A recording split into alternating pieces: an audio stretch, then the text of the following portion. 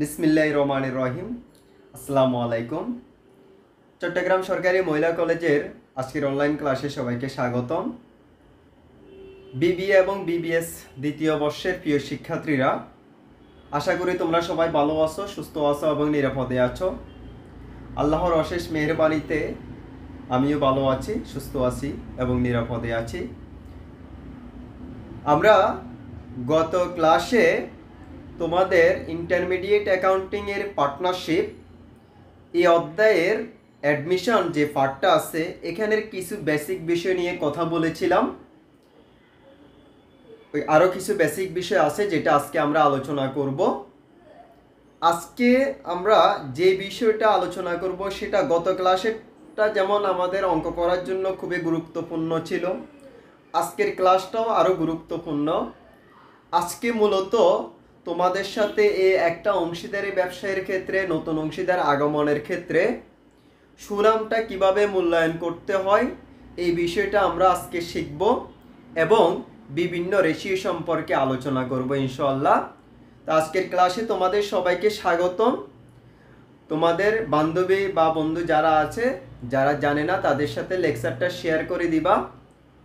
তো আজকের ক্লাসটা আলোচনা করার পূর্বে গত ক্লাসে আমরা যে বিষয়গুলো পড়েছিলাম এই বিষয়টা সম্পর্কে একটু আলোচনায় যাই, একটু ফিডব্যাক করি। যেমন গত ক্লাসে আমি বলেছিলাম তোমাদেরকে যে একটা অংশীদারি ব্যবসায়ের নতুন অংশীদার যখন আগমন করার ক্ষেত্রে সম্পত্তি এবং দায়গুলো পূর্ণ মূল্যায়নের কথা বলছিলাম। এখানে কিছু জাবেদা তোমাদেরকে মুখস্থ করিয়েছিলাম গত ক্লাসে। যেমন বলেছিলাম, অর্থাৎ সম্পত্তি এবং দায়গুলো পুনঃমূল্যায়ন করবে। পুনঃমূল্যায়ন করা মানে হচ্ছে যে সম্পত্তির মূল্য বাড়াবে বা কমাবে, দায়ের পরিমাণটা বাড়াবে বা কমাবে।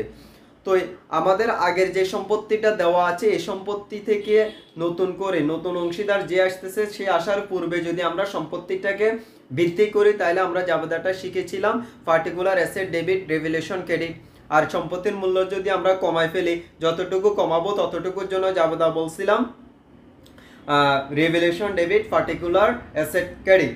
এটা ছিল 2 নাম্বার ছিল। এরপরে ছিল লাইবিলিটিসের পরিমাণটা যদি আমরা ইনক্রিজ করি, যতটুকু ইনক্রিজ করব ততটুকুর জন্য জাবেদা বলছিলাম যে particular revaluation debit particular liabilities credit. আর যদি লাইবিলিটিসের পরিমাণটাকে যদি আমরা ডিক্রিজ করি তাহলে জাবেদাটা বলছিলাম যে পার্টিকুলার লাইবিলিটিস ডেবিট রেভ্যালুয়েশন ক্রেডিট। এরপরে এখানে যে চারটা জাবেদা দিলাম, এখানে যে রেভ্যালুয়েশন অ্যাকাউন্টগুলো আসলো, এই রেভ্যালুয়েশন অ্যাকাউন্টগুলোর একটা পার্থক্য সৃষ্টি হবে। আমি তোমাদেরকে বলছিলাম যে এখানে রেভ্যালুয়েশন অ্যাকাউন্টের যদি ক্রেডিট উদ্বৃত্ত বেশি হয়, ডেবিট যদি অর্থাৎ ক্রেডিট দিকে টাকা বেশি হয়, ডেবিট দিকে টাকা কম হলে সেখানে আমাদের প্রফিট হবে। প্রফিটটা ক্যাপিটালের মধ্যে ভাগ করাটা শিখেছিলাম আমরা। এরপরে যদি লসটা হয়, লসটা কিভাবে ভাগ করতে হয় সে বিষয়টা আমরা গতদিন আলোচনা করেছিলাম। তো তোমরা যারা গত ক্লাসের লেকচারটা অর্থাৎ গত লেকচারটা তোমরা এখনো দেখো নাই, এখানে আমাদের গ্রুপে দেওয়া আছে, একটু কষ্ট করে গত ক্লাসটা একটু দেখে নিবা এবং আজকের ক্লাসটাও ভালো করে করবা। দুইটা ক্লাস যদি তুমি ভালো করে করতে পারো, আশা করি আমাদের অংশীদারি এখানে অর্থাৎ অ্যাডমিশনের যে অঙ্কগুলো আছে এই অঙ্কগুলো ইজিলি তোমরা ইনশাল্লাহ সমাধান করতে পারবা। তো চলো আজকে আমরা মূলত যে বিষয়টা আলোচনা করব, ভ্যালুয়েশন অফ গুডউইল। আজকে আমরা মূলত আমাদের আলোচনার বিষয় যেটা সেটা হচ্ছে যে ভ্যালুয়েশন অফ গুডউইল। অর্থাৎ একটা অংশীদারি ব্যবসায়ের ক্ষেত্রে নতুন অংশীদার আগমনের পূর্বে অর্থাৎ নতুন অংশীদার আগমনের সময় আমরা গুডউইলটা কিভাবে মূল্যায়ন করব এই বিষয়টা আজকে আমরা শিখব।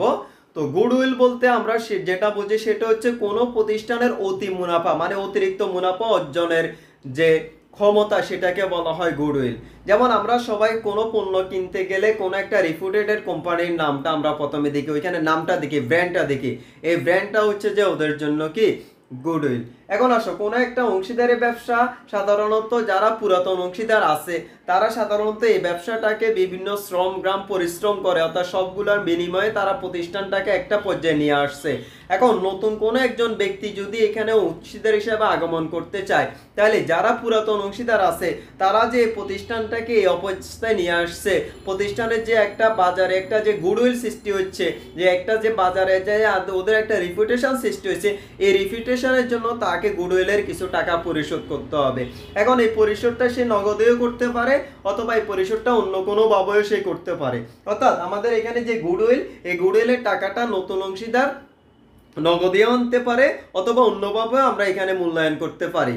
তো এখানে দেখো এই যে আমরা গুডউইল, ভ্যালুয়েশন অফ গুডউইল, এই ভ্যালুয়েশন অফ গুডউইলটা সাধারণত তিনটা ভাবে আমরা গুডউইলটা মূল্যায়ন করতে পারি। অর্থাৎ পুরো নতুন অংশীদার আগমন করার পূর্বে, অর্থাৎ নতুন অংশীদার আগমন করার সময় আমরা যে গুডউইলটা মূল্যায়ন করব, এই গুডউইলটাকে আমরা তিনটা মেথডে মূল্যায়ন করতে পারি। এর ভিতরে এক নাম্বার হচ্ছে প্রিমিয়াম মেথড। প্রিমিয়াম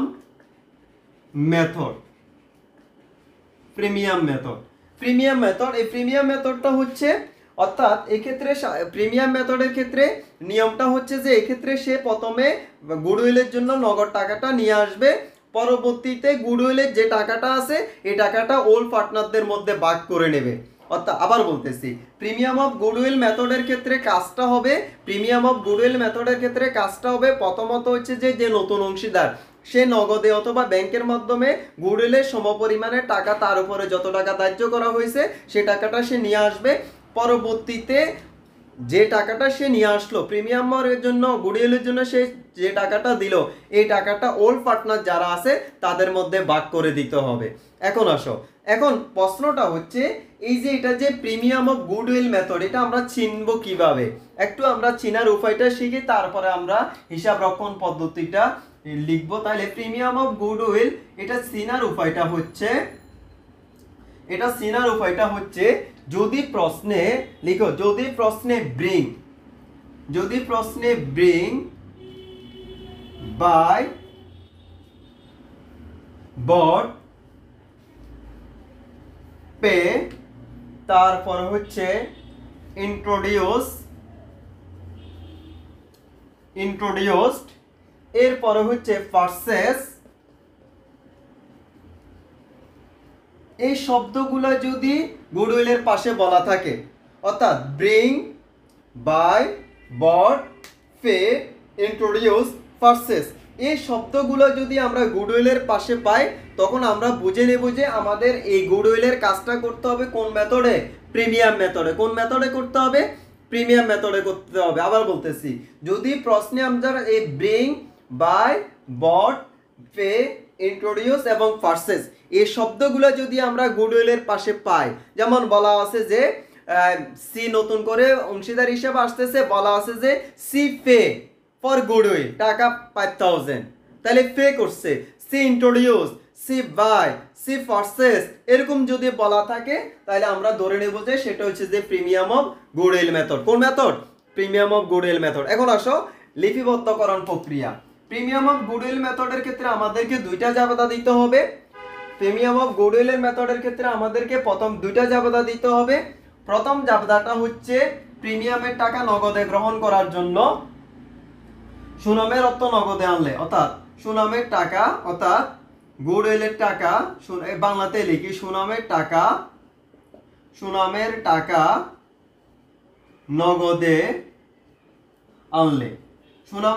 নগদে আনলে, এক্ষেত্রে আমাদের জাবেদাটা হবে ক্যাশ। এটা যদি ব্যাংকের মাধ্যমে আনে বা চেকের মাধ্যমে আনে তাহলে হবে ব্যাংক, ক্যাশ বা bank debit, premium of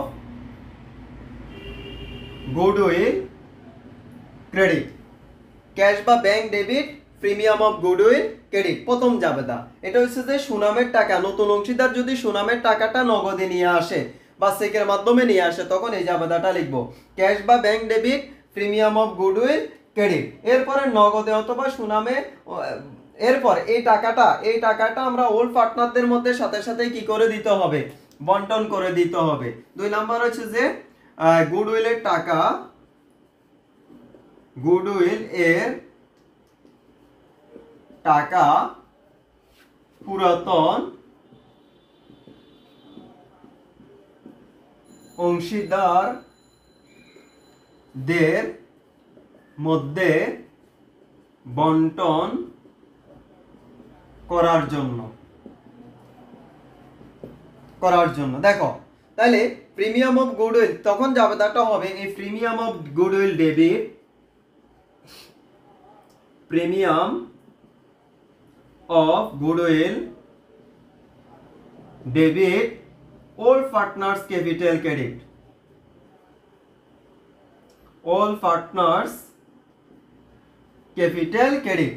premium of goodwill debit all partners capital credit. এখানে যতজন অল পার্টনার থাকবে সবার মধ্যে বন্টন করে দিতে হবে। আর এখানে এই টাকাটা বন্টন করবা স্যাক্রিফাইস রেশিও অনুযায়ী। স্যাক্রিফাইস রেশিও অনুযায়ী আমরা রেশিও যখন আলোচনা করব তখন স্যাক্রিফাইস রেশিওটা সম্পর্কে জানবো। তাহলে আসো প্রথমে, তাহলে এই ক্ষেত্রে আমাদেরকে প্রিমিয়াম অফ গুডউইলের ক্ষেত্রে দুইটা জাবেদা লিখতে হবে। প্রথম জাবেদাটা হবে ক্যাশ বা bank debit premium of goodwill credit. দ্বিতীয় জাবেদাটা হবে প্রিমিয়াম অফ গুডউইল টাকাটা অল পার্টনারদের মধ্যে বন্টন করে দিতে হবে। সেক্ষেত্রে জাবেদাটা হবে premium of goodwill debit all partners capital credit. এটা কোন রেশিওটা বন্টন করতে হবে? স্যাক্রিফাইস রেশিওতে বন্টন করতে হবে। কোন রেশিওতে? স্যাক্রিফাইস রেশিওতে বন্টন করতে হবে। তাহলে আমরা মনে রাখবো এই প্রিমিয়াম অফ গুডউইল মেথডের ক্ষেত্রে গুডউইলকে কখনো হিসাবের বইতে লিপিবদ্ধ করা হয় না, অর্থাৎ ব্যালেন্স শিটে কখনো অ্যাসেট হিসাবে দেখানো হয় না। কিভাবে দেখাচ্ছে না দেখো, একবার এখানে প্রিমিয়াম অফ গুডউইলটা ক্রেডিট হয়েছে, আবার এখানে প্রিমিয়াম অফ গুডউইলটা ডেবিট হয়ে গেছে। তাহলে ডেবিটে ক্রেডিটে মিলে এখানে ব্যালেন্সটা জিরো হয়ে গেছে, সেজন্য এই ক্ষেত্রে টাকাটা আমরা আর ব্যালেন্স শিটে দেখানোর জন্য থাকতেছে না। তাহলে এটা হচ্ছে যে আমাদের প্রিমিয়াম অফ গুডউইল মেথড চিনার উপায় হচ্ছে যদি প্রশ্নে ব্রিং বাই বট তারপর হচ্ছে যে ইন্ট্রোডিউস পারচেজ এই কথাগুলো বলা থাকে তখন প্রিমিয়াম অফ গুডউইল হবে। প্রিমিয়াম অফ গুডউইলের ক্ষেত্রে দুইটা জাবেদা দিতে হয়। প্রথম জাবেদাটা হবে ক্যাশ বা bank debit premium of goodwill credit, তারপরে দ্বিতীয় জাবেদাটা দিতে হবে প্রিমিয়াম অফ গুডউইল ডেবিট তারপর ওল্ড পার্টনার্স ক্যাপিটাল ক্রেডিট। এখন এখানে তোমাকে বলে দিবে না যে দ্বিতীয় জাবেদাটা দাও, এটা তোমাকে নিজে থেকে দিতে হবে। অর্থাৎ প্রিমিয়াম অফ গুডউইল হলে দুইটা জাবেদা তোমাকে দিতেই হবে। প্রথম জাবেদাটা হবে ক্যাশ বা bank debit premium of goodwill credit, আর দ্বিতীয় জাবেদাটা হবে premium of goodwill debit all partners capital credit. শিখলাম আমরা, এটা হচ্ছে যে প্রিমিয়াম মেথডটা। এখন আসো, এখন আমরা শিখবো আরেকটা মেথড আছে। প্রিমিয়াম মেথডটা তো আমরা শিখে নিলাম, এখন আমরা যেটা শিখবো সেটা হচ্ছে রিভ্যালুয়েশন মেথড। 2 নাম্বার মেথড, দ্বিতীয় মেথডটা আমরা শিখবো B number revaluation method.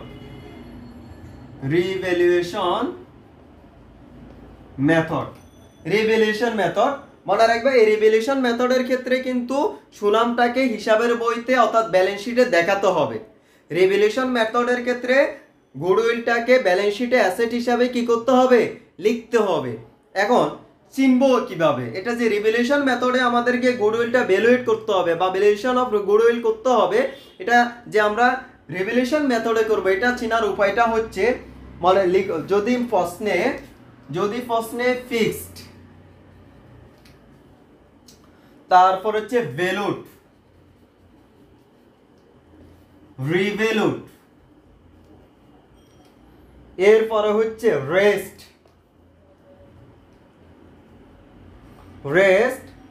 Created estimated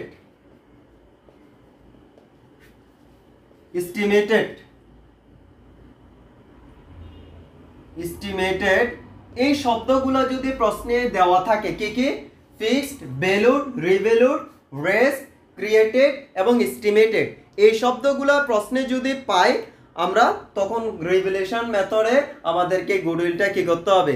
রিভ্যালুড করতে হবে। আবার বলতেছি, যদি প্রশ্নে গুডউইলের পাশে ফিক্সড, ভ্যালুড, রিভ্যালুড, রেস্ট, ক্রিয়েটেড এবং এস্টিমেটেড এই শব্দগুলো যদি আমরা পাই তখন আমাদেরকে গুডউইলটা করতে হবে কোন মেথডে? রিভ্যালুয়েশন, অর্থাৎ এটা রিভ্যালুয়েশন মেথডে গুডউইলটাকে রিভ্যালুড করতে হবে। ঠিক আছে? তো এই ক্ষেত্রে হিসাব রক্ষণ পদ্ধতিটা হবে goodwill debit all partners capital credit. এখানে একটা জাবেদা হবে goodwill debit all partners capital credit. এখানে অল পার্টনার্স ক্যাপিটালের মধ্যে এটা বন্টন করতে হবে অল রেশিও অনুযায়ী।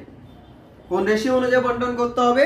অল রেশিও অনুযায়ী। তাহলে দেখো, প্রিমিয়াম অফ গুডউইল মেথডের ক্ষেত্রে বন্টন করতে হবে স্যাক্রিফাইস রেশিও অনুযায়ী, কিন্তু রিভ্যালুয়েশন মেথডের ক্ষেত্রে বন্টন করতে হবে অল রেশিও অনুযায়ী। এটা কিভাবে বলা থাকতে পারে? এটা বলা থাকতে পারে যে দা গুডউইল রিভ্যালুড টাকা 10,000 অথবা দা গুডউইল ফিক্স টাকা 20,000। তাহলে এরকম যদি পাই আমরা তখন অঙ্কটা করব রিভ্যালুয়েশন মেথডের ক্ষেত্রে। আর রিভ্যালুয়েশন মেথডের ক্ষেত্রে হিসাব রাখার পদ্ধতিটা হচ্ছে goodwill debit old partners capital credit, এখানে আমাদের একটাই জাবেদা হবে, তবে এক্ষেত্রে এই গুডউইলের যে টাকাটা এখানে আসলো এই টাকাটা আরেকবার আমাদেরকে ব্যালেন্স শিটে সম্পত্তির পাশে লিখতে হবে। ক্লিয়ার? ওকে, তাহলে এটাও আমরা শিখলাম। আর রিভ্যালুয়েশন মেথডটা চেনার উপায়টা কি, প্রশ্নে যদি ফিক্সড, ভ্যালুড, রিভ্যালুড, রেস্ট, ক্রিয়েটেড এবং এস্টিমেটেড এই শব্দগুলো যদি দেওয়া থাকে তখন আমরা বুঝে নেব যে এই অঙ্কটা করতে হবে আমাদেরকে কোন মেথডে, রিভ্যালুয়েশন মেথডে। কোন মেথডে করতে হবে, রিভ্যালুয়েশন মেথডে করতে হবে। আর রিভ্যালুয়েশন মেথডের ক্ষেত্রে গুডউইলটাকে কোথায় দেখাইতে হবে, ব্যালেন্স শিটে অ্যাসেটের পাশে দেখাইতে হবে। এখন আসো লাস্ট ওয়ান 3 নাম্বারটা আমরা শিখবো। 3 নাম্বার নিয়মটা এটা হচ্ছে memorandum revaluation method. Memorandum memorandum memorandum memorandum revaluation method. Memorandum revaluation method যেটাকে বাংলায় বলা হয় পুনঃমূল্যায়ন পদ্ধতি। পুনঃমূল্যায়ন পদ্ধতি। এখন আসো মেমোরেন্ডাম রিভ্যালুয়েশন মেথড। এই মেমোরেন্ডাম এক্ষেত্রেও গুডউইলটাকে হিসাবের বইতে দেখানো যাবে না, এক্ষেত্রেও গুডউইলটাকে ব্যালেন্স শিটে অ্যাসেট হিসাবে কি করা যাবে না, দেখানো যাবে না। তবে এখন আসো সিনার উপায় কি। সিনার উপায় হচ্ছে যেমন রিভ্যালুয়েশন মেথডের ক্ষেত্রে আমরা বলছিলাম যদি প্রশ্নে যদি ফিক্সড, রিভ্যালুড, ভ্যালুড, রেস্ট, তারপরে হচ্ছে ক্রিয়েটেড,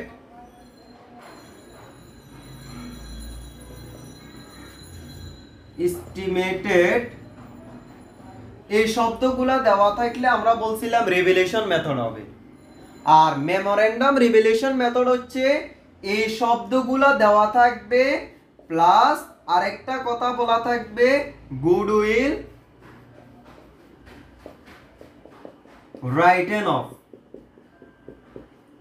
রাইটেন অফ, অথবা এটা বলা থাকতে পারে, অথবা বলা থাকতে পারে goodwill is not show in the account, এই কথাটাও বলা থাকতে পারে। অর্থাৎ এই শব্দগুলোর সাথে যদি এই দুইটা কথা যদি অতিরিক্ত, অর্থাৎ এই দুইটার ভিতরে যে কোনো একটা কথা যদি বলা থাকে, এই শব্দগুলোর সাথে যদি এই দুইটা শব্দের ভিতরে যে কোনো একটা শব্দ যদি বলা থাকে তখন অঙ্কটা হয়ে যাবে আমাদের মেমোরেন্ডাম রিভ্যালুয়েশন মেথড। তখন অঙ্কটা হয়ে যাবে কোন মেথড, মেমোরেন্ডাম রিভ্যালুয়েশন মেথড। মনে থাকবে? ওকে, এখন আসো আমরা একটু শিখে নিই এই মেমোরেন্ডাম রিভ্যালুয়েশন মেথডের ক্ষেত্রে হিসাব রক্ষণ প্রক্রিয়াটা। পূর্বে বলছিলাম যে মেমোরেন্ডাম রিভ্যালুয়েশন মেথডের ক্ষেত্রেও গুডউইলটাকে কি করা যাবে না, হিসাবের বইতে ব্যালেন্স শিটে অ্যাসেটের পাশে দেখানো যাবে না। এখানে প্রথম জাবেদাটা হবে goodwill debit, goodwill debit old partners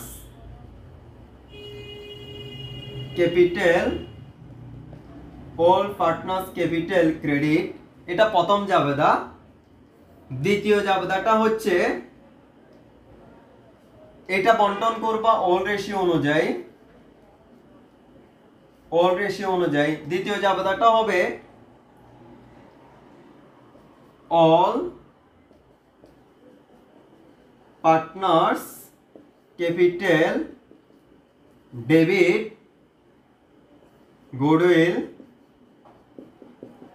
credit, এটা হবে নিউ রেশিও অনুযায়ী। আবার একটু দেখো, প্রথম জাবেদাটা হবে গুডউইল ডেবিট অল পার্টনার্স ক্যাপিটালকে। প্রথমত আমরা যে কাজটা করব, গুডউইলের যে টাকাটা আমরা মূল্যায়ন করছি এই টাকাটা পুরাতন অংশীদার যারা আছে তাদের মধ্যে বন্টন করে দেব অল রেশিও অনুযায়ী। পরবর্তীতে আবার যেটা করব সেটা হচ্ছে এই গুডউইলের টাকাটা অল পার্টনার্স মানে হচ্ছে যে যারা পুরাতন অংশীদার আছে তারা প্লাস যে নতুন আসছে সে, অর্থাৎ সবার সাথে আমরা কি করে দেব, সবার ক্যাপিটালের মধ্যে আমরা গুডউইলের টাকাটা বন্টন করে দেব। অর্থাৎ প্রথমত হচ্ছে যে পুরাতন অংশীদারদের মূলধনের টাকা বাড়াবো গুডউইলের সমপরিমাণে টাকার জন্য, পরবর্তীতে গিয়ে গুডউইলে যত টাকা আমরা এখানে বন্টন করছি ওই টাকাটাকে সব অংশীদারদের মধ্যে আমরা কি করে দেব, সব অংশীদারদের মধ্যে আমরা বন্টন করে দেব।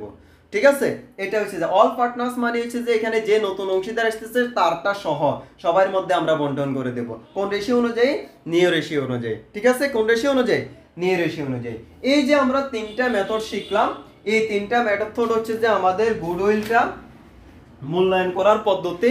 তাহলে প্রথমে আমরা 1 নম্বরে শিখলাম প্রিমিয়াম মেথড। প্রিমিয়াম মেথডের ক্ষেত্রে আমাদের জাবেদাটা ছিল, দুইটা জাবেদা করতে হয় আমাদেরকে।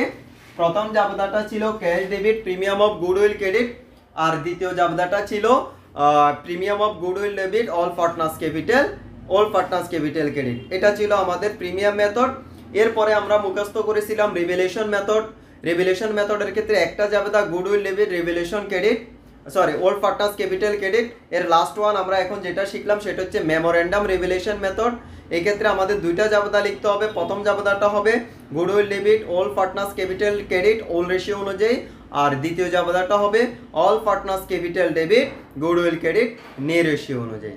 তাহলে এটা এর বাইরে আমাদের এখানে অনেক সময় বলা থাকতে পারে যে গুডউইলের টাকাটা নগদ উত্তোলন করছে, গুডউইলের টাকাটা কি করছে? নগদ উত্তোলন করছে। যদি এরকম বলা থাকে গুডউইলের টাকাটা, অর্থাৎ এরকম যদি সকল অংশীদারদের সম্মতিক্রমে ব্যবসায় যদি পর্যাপ্ত পরিমাণ নগদ তহবিল থাকে, সেক্ষেত্রে সমপরিমাণে সুনামের নগদ উত্তোলন অর্থাৎ আনতে না পারে, তবে পুরাতন অংশীদার মূল্যায়নের সুনামের পরিমাণ পুনরায়, অর্থাৎ মনে করো পুরাতন অংশীদার যারা আছে তারা গুডউইলের জন্য টাকা পাবে। এখন অনেক সময় বলা থাকে যে তারা গুডউইলের টাকাটা কি করবে? উত্তোলন করে নিয়ে যাবে। তারা গুডউইলের টাকাটা কি করবে? উত্তোলন করে নিয়ে যাবে। এখন দেখো, কোনো পার্টনার যদি গুডউইলের টাকাটা ব্যবসা থেকে উত্তোলন করে নিয়ে যায়, তো সেক্ষেত্রে জাবেদাটা হবে, যেহেতু আমরা জানি উত্তোলনের সাথে মূলধনের সম্পর্ক বিদ্যমান, উত্তোলনের কারণে মূলধনের পরিমাণটা হ্রাস পায়, সেক্ষেত্রে জাবেদাটা হবে all partners capital debit cash বা ব্যাংক ক্রেডিট। ঠিক আছে, all partners capital debit cash বা ব্যাংক ক্রেডিট। এটা কিসের জন্য? এটা হচ্ছে যে পুরাতন অংশীদার যদি গুডউইলের টাকাটা উত্তোলন করে, এটার জন্য। তাহলে আমরা এই গুডউইল সম্পর্কে যে তথ্যগুলো তোমাদেরকে দিলাম বা যে তথ্যগুলো এতক্ষণ পর্যন্ত আমরা আলোচনা করলাম, আশা করি তোমরা ভালো করে দেখে ফেলবা। এখন আমরা যে বিষয়টা শিখব সেটা হচ্ছে যে আমরা এখানে তিনটা অনুপাত পাইলাম। একটা হচ্ছে অল রেশিও, এরপরে আমরা পাইলাম নিও রেশিও, আর আমরা প্রিমিয়াম অফ গুডউইলের ক্ষেত্রে আরেকটা পাইলাম স্যাক্রিফাইস রেশিও।